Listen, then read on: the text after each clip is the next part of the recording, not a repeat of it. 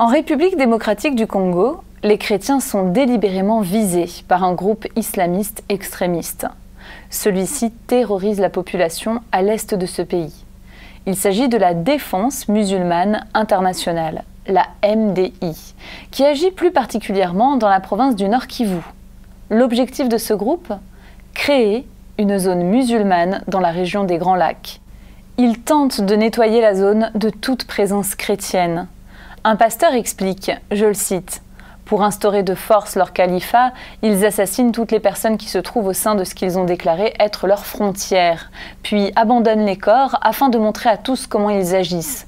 Aux yeux de ceux qui commettent ces attaques, nous sommes tous des chrétiens et donc des obstacles à l'instauration de la charia islamique. » Une jeune fille, prénommée Mado, dont on ne peut pas vous montrer le visage, connaît très bien ce groupe qui l'a retenue captive.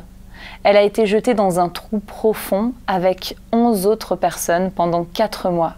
Forcée à devenir musulmane, mariée de force à un homme âgé, cette jeune femme a réussi à s'échapper après 15 mois d'esclavage.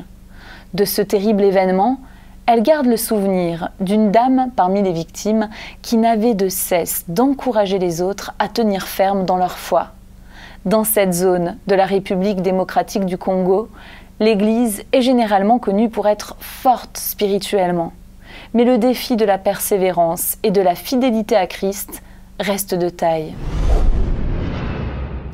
L'action, c'est prier.